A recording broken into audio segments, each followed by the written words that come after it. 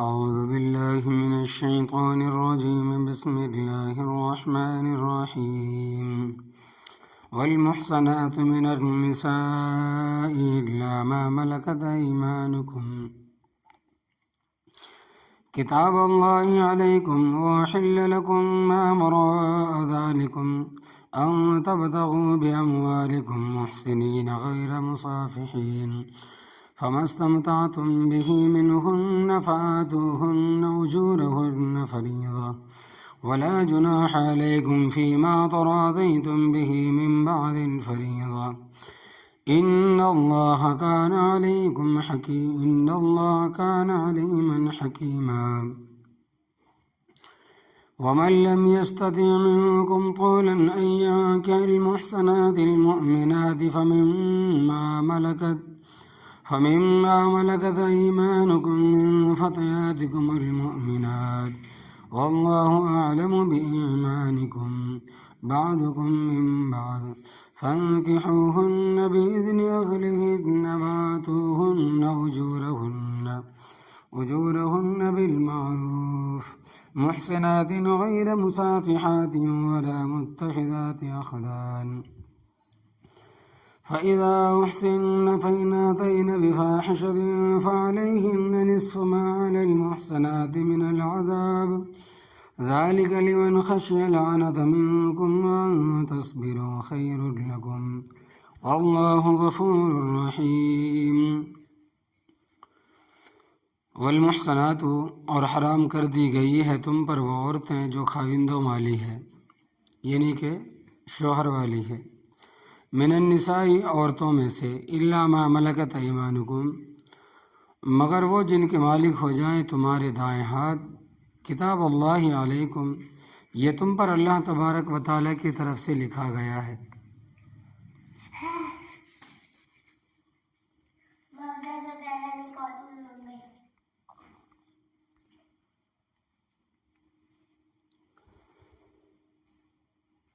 کتاب اللہ علیکم یہ تم پر اللہ تبارک و تعالیٰ کی طرف سے لکھا گیا ہے وَأُحِلَّ لَكُمْ اور حلال کر دی گئی تمہارے لیے ما وراء ذالکم وہ عورتیں جو ان کے علاوہ ہیں ان تبتغوا یہ کہ تلاش کرو تم بِأَمْوَالِكُمْ اپنے مالوں کے ساتھ محسنین نکاح کی قید میں رکھنے والے ہو غیر مصافحین نہ کہ شہوت زنی کرنے والے ہو فمستمتعتم به منہن پس تم نے ان عورتوں میں سے جس سے فائدہ اٹھایا فآتوہن پس دو تم ان کو اجورہن مہر ان کے فریضتاً جو مقرر ہیں ولا جناح علیکم اور کوئی گناہ نہیں ہے تم پر فیما اس چیز کے بارے میں تراضیتم به جس پر تم آپس میں راضی ہو جاؤ من بعد الفریضتی مہر مقرر کرنے کے بعد ان اللہ بے شک اللہ تبارک و تعالی کانا ہے علیماً جاننے والا حکیماً حکمت والا ومن اور وہ شخص لم یستطع جو نہیں طاقت رکھتا منکم تم میں سے طولا نہ قدرت ایاں کی حل محصناتی یہ کہ نکاح کرے آزاد عورتوں کے ساتھ المؤمناتی جو مومن ہے فمما ملکت ایمانکم تو ان کے ساتھ نکاح کر لے جن کے تمہارے دائیں ہاتھ مالک ہے من فتیاتکم المؤمنات تمہاری لونڈیوں میں سے جو مومن ہے واللہ عالم اور اللہ تبارک و تعالیٰ خوب جانتا ہے بِایمانکم تمہارے ایمان کو بعضکم من بعض بعض تمہارے وابستہ بعض کے ساتھ فانکحوہن پس تم ان لونڈیوں کے ساتھ نکاح کرو بِإِذْنِ أَهْلِهِنَّ ان کے مالکوں کی اجازت سے وآتوہن اور دو تم ان کو اجورہن مہر ان کے بالمعروف بھلے طریقے سے محصنات وہ نکاح کی قید میں رکھی جائیں غیر مصافحات وہ مستی نکالنے والی نہ ہو ولا متخذات اخدان اور پوشیدہ طور پر یارانے رکھنے والی نہ ہو یعنی کہ جو یار نہ رکھتے ہوں فَإِذَا أُحْسِنَّ پر جب وہ محسن ہو جائے یعنی نکاح کی قید میں لائی جائیں فَإِنْ أَتَيْنَا پس اگر کریں وہ بفاحشتن کوئی گناہ فعلیہن پس ان پر ہے نصف ما علی المحصنات من العذاب آدھی سزا جو آزاد عورتوں پر ہے ذالک یہ لمن خشیہ اس شخص کے لیے جو ڈرتا ہے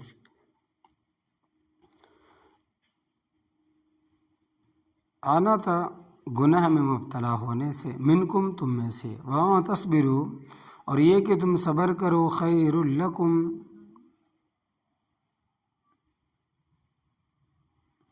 تمہارے لیے بہت بہتر ہے واللہ غفور الرحیم اور اللہ تبارک و تعالی بخشنے والا مہربان ہے۔ اس سے پہلی آیات میں آپ حضرات کے سامنے ان عورتوں کا ذکر تھا جن کے ساتھ نکاح حرام ہے، اسی حد کا ذکر ہے کہ والمحصنات من النساء اور حرام کر دی گئی ہیں تم پر وہ عورتیں جو خاوند والی ہے، شوہر والی ہیں، یعنی وہ عورتیں جو کسی کے نکاح میں ہیں جب تک ان کا خاوند فوت نہ ہو جائے یا طلاق نہ دے دے اور عدت نہ گزر جائے، اس عورت کے ساتھ کسی کا نکاح جائز نہیں ہے۔ اس مقام پر محصنات سے مراد خاوند والے عورتیں ہیں، خاوند والی عورتوں کے ساتھ نکاح جائز نہیں ہے، الا ما ملکت ایمانکم مگر وہ جن کے مالک ہو جائیں تمہارے دائیں ہاتھ۔ مطلب یہ بات ذرا توجہ سے سمجھنا کہ کچھ کام ایسے ہیں جو دائیں ہاتھ سے کرنے کے ہیں، کچھ کام ایسے ہیں جو بائیں ہاتھ سے کرنے کے ہیں۔ نبی کریم صلی اللہ علیہ وسلم نے فرمایا کہ دائیں ہاتھ سے کھایا کرو اور دائیں ہاتھ سے پیا کرو، کیونکہ شیطان بائیں ہاتھ سے کھاتا ہے اور پیتا ہے۔ اسی طرح وضو میں پہلے دایاں ہاتھ دھو پھر بایاں، کتاب دائیں ہاتھ میں پکڑو، جوتا بائیں ہاتھ میں پکڑو، کوئی چیز کسی کو دینی ہے دائیں ہاتھ سے دو، لینی ہے دائیں ہاتھ سے لو، استنجا کرنا ہے بائیں ہاتھ سے کرو، ناک صاف کرنی ہے بائیں ہاتھ سے کرو۔ تو ملک یمین کا مطلب یہ ہے کہ دائیں ہاتھ کی ملک۔ ضابطہ یہ ہے کہ جب شرعی جہاد ہو اور اس میں کافر مرد و عورتیں گرفتار ہو جائیں، قیدی بن جائیں، تو ان کے متعلق پہلا حکم یہ ہے کہ تم اپنے قیدیوں کے ساتھ تبادلہ کرو، یعنی کہ آپس میں بدلہ کر لو، کیونکہ تمہارے ساتھی بھی تو قیدی ہوئے ہوں گے، کیونکہ یہ تو نہیں ہو سکتا کہ تم ہی قیدی کرو وہ نہ کر سکے، لہٰذا تم یہ قیدی دے کر اپنے ساتھی لے لو۔ دوسرا حکم قرآن پاک کے 26ویں پارے میں آتا ہے کہ فَإِمَّا مَنًّا بَعْدُ وَإِمَّا فِدَاءً یہ تم ان قیدیوں کو مفت میں چھوڑ دو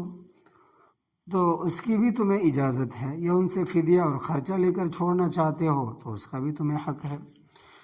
اگر یہ تینوں صورتیں نہ بن سکیں تو آخری حکم یہ ہے کہ ان کو تم غلام اور لونڈی بنا کے رکھو، پھر امیر لشکر ان کو مختلف ساتھیوں کے حوالے کرے گا، اور طریقہ یہ ہوگا کہ امیر لشکر ایک قیدی کو دائیں ہاتھ سے پکڑے گا اور کہے گا کہ یہ تیرا غلام ہے، اور وصول کرنے والا بھی دائیں ہاتھ سے وصول کرے گا، یعنی کہ لے گا۔ اس کو کہتے ہیں ملک یمین، یعنی دائیں ہاتھ کی ملک۔ پھر یہ بھی کوئی ضروری نہیں کہ ہاتھ ہی سے پکڑوائے، اگر لفظ زبان سے کہہ دے کہ یہ تیرا غلام ہے، یہ تیری لونڈی ہے، تو اس طرح بھی جائز ہے۔ اور یہ مسئلہ بھی سمجھ لو کہ جس کو لونڈی ملے گی وہ اس کو بطور بیوی کے استبراء اور رحم کے بعد استعمال کر سکتا ہے، یعنی ماہواری آنے کے بعد، حیض کے آنے کے بعد وہ استعمال کر سکتا ہے، ماہواری سے پہلے نہیں، کیونکہ ہو سکتا ہے کہ وہ اپنے خاوند سے حاملہ ہو، تو اس طرح نسب خلط ملط ہو جائے گا اور معلوم نہیں ہوگا کہ بچہ پہلے کا ہے یا اس کا ہے۔ شریعت نے نسب کے تحفظ کی بڑی تاکید فرمائی۔ جب ایک حیض آ جائے گا تو اس بات کی دلیل ہوگی کہ یہ حاملہ نہیں ہے، اور قیدی بن کے لونڈی ہو جانے کے بعد پہلے خاوند سے طلاق کی کوئی ضرورت نہیں ہے۔ پھر اس میں بھی تفصیل ہے کہ وہ لونڈی اگر یہودیہ ہے یا عیسائیہ ہے تو اس کو بطور بیوی کے استعمال کر سکتا ہے، اگر وہ یہودیہ یا عیسائیہ نہیں اور مسلمان ہو گئی ہے تو اس کو بطور بیوی کے استعمال کر سکتا ہے، اور اگر مسلمان نہ ہو تو پھر ملک یمین تو ہوگی مگر اس کو بطور بیوی کے استعمال نہیں کر سکتا۔ یہ ایسا ہی ہوگا جیسے کوئی گدھی یا گھوڑی خرید لے تو وہ اس کا مالک تو ہوگا مگر ان سے کوئی کارروائی جائز نہیں ہوگی۔ تو فرمایا کہ خاوند والی عورتیں بھی تم پر حرام ہے، مگر وہ جو تمہاری لونڈیاں ہو جائے، بے شک دارالحرب میں ان کے خاوند موجود ہے، مگر اب وہ تمہاری لونڈیاں ہیں، تم ان کو بغیر نکاح کے استعمال کر سکتے ہو جس طرح بیوی کو استعمال کر سکتے ہو، اور اگر کسی اور کی لونڈی ہے تو تم اس کے ساتھ نکاح بھی کر سکتے ہو اگر مالک تمہارے ساتھ نکاح کرا دے تو۔ اور اپنی لونڈی کا نکاح کرا دینے کے بعد اب مالک اس سے دوسری خدمت لے سکتا مگر اس سے وطی نہیں کر سکتا، کیونکہ یہ حق اس نے دوسرے کو دے دیا ہے۔ کتاب اللہ علیکم، یہ تم پر اللہ تبارک و تعالیٰ کی طرف سے لکھا گیا ہے، یعنی عورتوں کی حرمت کا ذکر کیا گیا ہے۔ وَأُحِلَّ لَكُمْ، اور حلال کر دی گئی ہے تمہارے لیے، مَا وَرَاءَ ذَلِكُمْ، وہ عورتیں جو ان کے علاوہ ہیں، یعنی ماں، بیٹی، پھوپھی، خالہ، رضائی ماں، ساس، بہو اور خاوند والی عورتیں جن کا اوپر ذکر ہوا، ان کے علاوہ عورتیں تمہارے لیے حلال ہیں، لیکن شرط یہ ہے کہ ان تبتغوا باموالکم، یہ کہ تلاش کرو تم اپنے مالوں کے ساتھ نکاح میں، مال یعنی مہر کا ہونا ضروری ہے۔ اور مہر کتنا؟ امام اعظم ابو حنیفہ رحمۃ اللہ علیہ کی تحقیق یہ ہے کہ مہر کم از کم 10 درہم ہے، اس سے کم مہر نہیں ہے۔ حضرت جابر رضی اللہ تعالیٰ عنہ کی روایت ہے کہ نبی کریم صلی اللہ علیہ وسلم نے فرمایا کہ لا مہر اقل من 10 دراہم، کہ 10 درہم سے کم کوئی مہر نہیں ہے۔ 1 درہم 3.5 ماشے کا ہوتا ہے، یہ کل 36 ماشے چاندی ہوئی، آج کل یہ تقریباً 1500 یا 2000 روپے بنتی ہے۔ میں پہلے کئی دفعہ بیان کر چکا ہوں کہ یہ جو بہت سارے لوگ کہتے ہیں کہ شرعی مہر 32 روپے ہے، بالکل کوئی ایسا مسئلہ نہیں۔ میں نے عرض کیا تھا کہ انگریز کے دور میں چونکہ چاندی سستی تھی اور لوگ مہر فاطمی مقرر کرتے تھے، مہر فاطمی 500 درہم تھا، اور آپ صلی اللہ علیہ وسلم کی باقی بیٹیوں بیویوں کا مہر بھی 500 درہم تھا، اور انگریز کے دور میں 500 درہم چاندی کی قیمت بنتی تھی 132 روپے اور 6 آنے۔ تو لوگوں نے ایک تو 100 کو اڑا دیا اور آنے بھی اڑا دیے، 32 روپے رہنے دیے، اور اس وقت میرے خیال میں 500 درہم چاندی کی قیمت تقریباً کم و بیش 1 لاکھ کے قریب بنتی ہے۔ تو یاد رکھنا 32 روپے کا کوئی مہر نہیں ہے۔ اور یہ بھی یاد رکھنا کہ اگر نکاح کے وقت مہر نہ بھی مقرر کیا جائے، نکاح پھر بھی ہو جائے گا، کیونکہ 2 شرعی گواہوں کی موجودگی میں جب ایجاب و قبول ہو تو نکاح ہو جاتا ہے، اور مہر بعد میں دینا تو پڑے گا۔ ایسا نہیں کہ نکاح کے وقت مہر مقرر نہ کرنے سے مہر ختم ہو جائے، ساقط ہو جائے، ایسا نہیں، دینا تو پڑے گا۔ فرمایا کہ محسنین، نکاح کی قید میں رکھنے والے، غیر مسافحین، نہ کہ شہوت زنی کرنے والے ہو کہ اپنی غرض پوری کی اس کو نکال دیا۔ اسلام میں ان چیزوں کی بڑی تاکید ہے کہ انسان انسان ہے، عورت عورت ہے، وہ گائے بھینس بکری نہیں، آج اس منڈی میں اور کل اس منڈی میں۔ فَمَسْتَمْتَعْتُمْ بِهِ مِنْهُنَّ، پس تم نے ان عورتوں میں سے جس سے فائدہ اٹھایا، فَآتُوهُنَّ أُجُورَهُنَّ، پس دو تم ان کو مہر ان کے، فریضتاً جو مقرر ہے، جو مہر مقرر ہو چکا ہے، وَعِنْدِ اللَّهِ، اس عورت کا حق ہے، وہ تمہیں دینا پڑے گا۔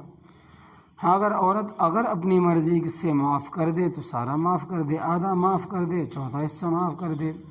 لیکن اس کی معافی کے بغیر بات نہیں بنے گی، کیونکہ اس کا شرعی حق ہے، مرنے کے بعد بھی سر سے نہیں اترے گا،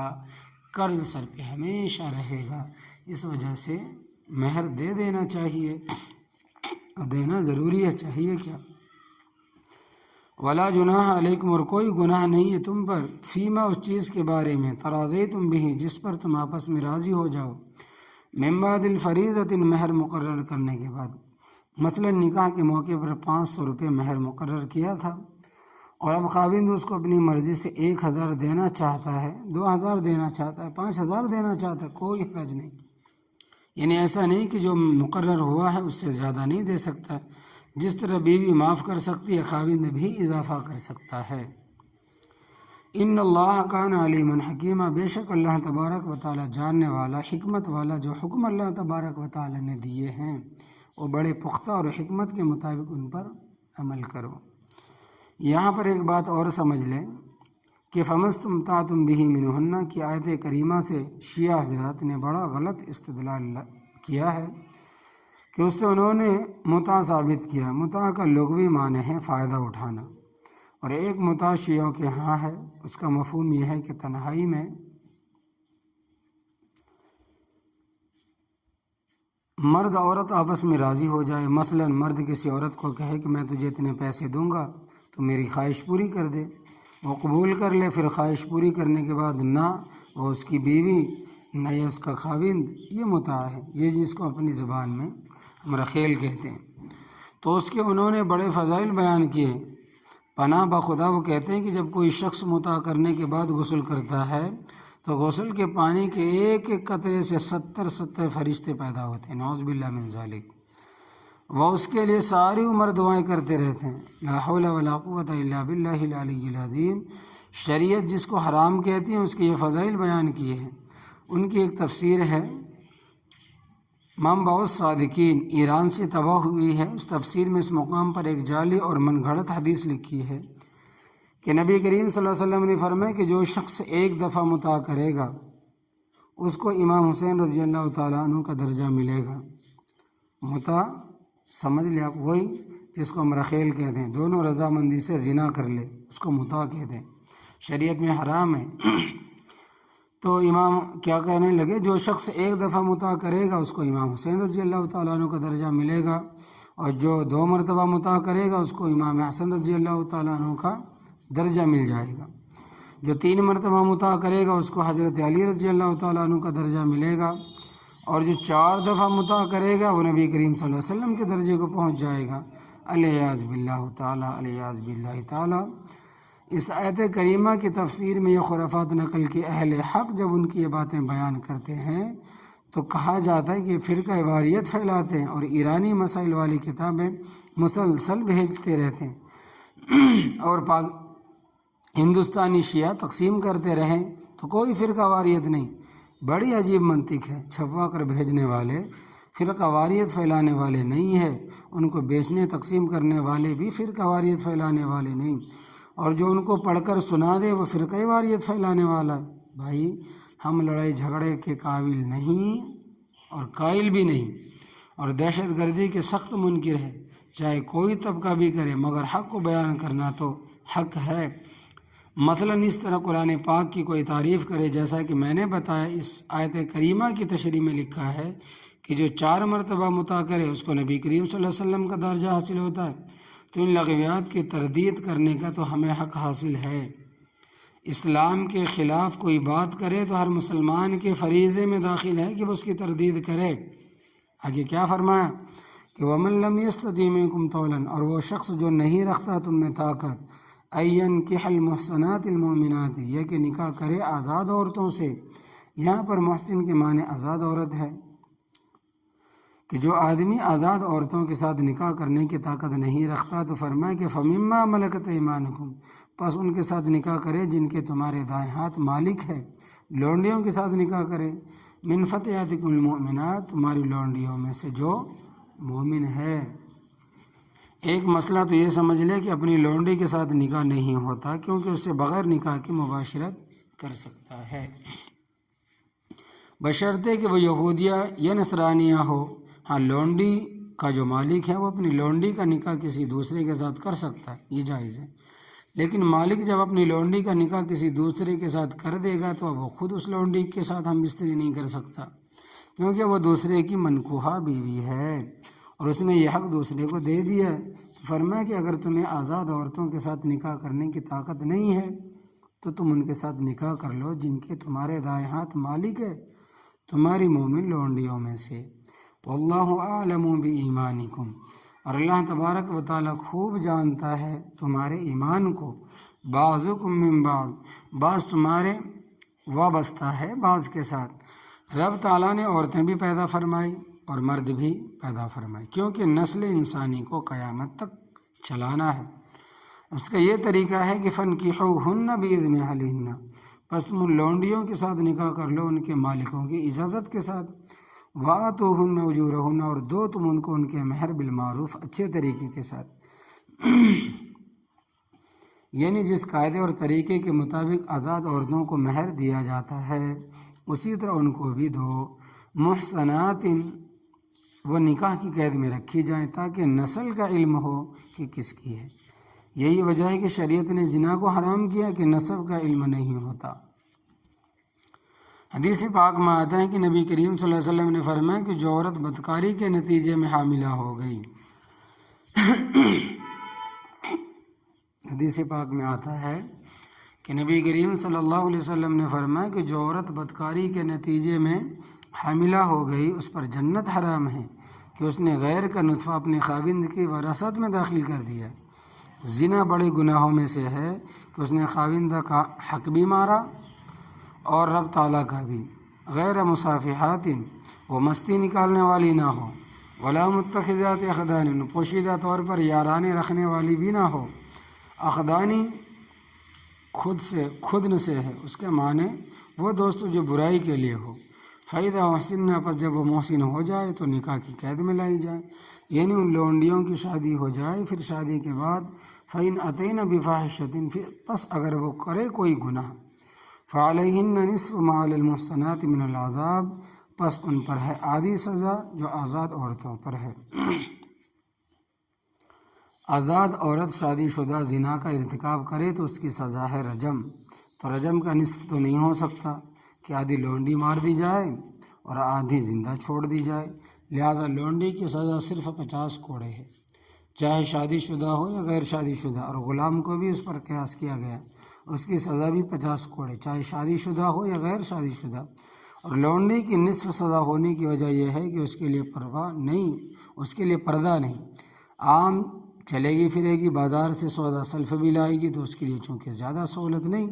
لہذا سزا بھی زیادہ نہیں۔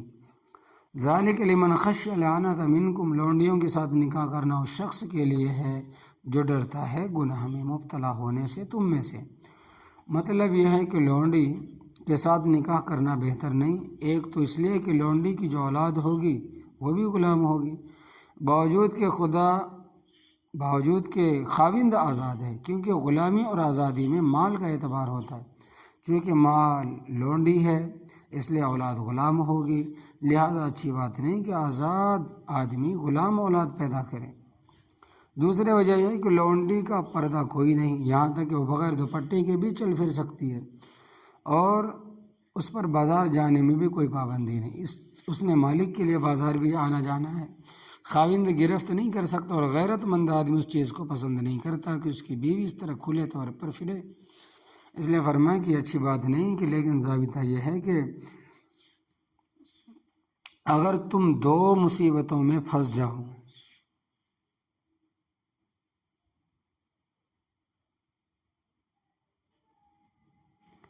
اگر تم 2 مصیبتوں میں پھنس جاؤ تو ان 2 میں ہلکی کو قبول کر لو۔ اذا ابتلیتم